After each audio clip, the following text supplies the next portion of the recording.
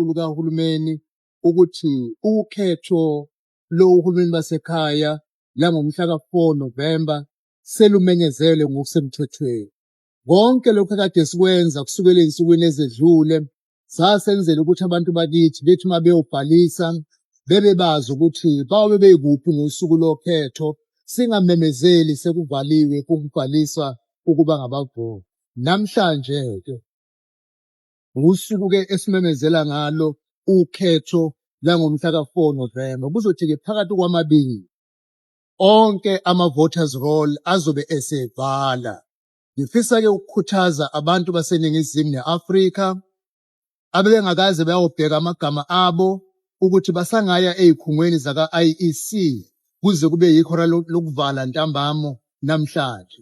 Bese kuthi intsha yakithi ebingabhalisile ngenxa yokuthi yona iyakwazi ukuthi ingene online, ingaya kwa-IEC uma ithuba liwavumela, kodwa bangangena futhi online kwiwebsite yakwa-IEC babhalise njengabavoti.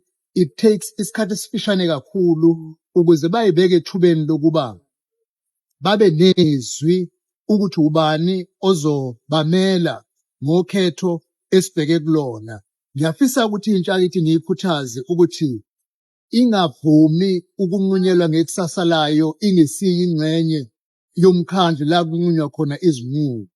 Ababe nezwi ukuthi ubani ozobamela, kodwa kuyangikhuthaza engikubona ey'nkundleni zokuxhumana ngoba isikhathi esiningi ngibona intsha yakithi abesilisa nabesifazane bephakamisa izandla bethi ngikhona, ngikhetheni, ngifuna ukuba yikhansela. Lokhu-ke kusho ukuthi intsha yakithi ifuna ukuba yingxenye yokunquma ngekusasa layo, ayifuni ukunqunyelwa ngabanye abantu.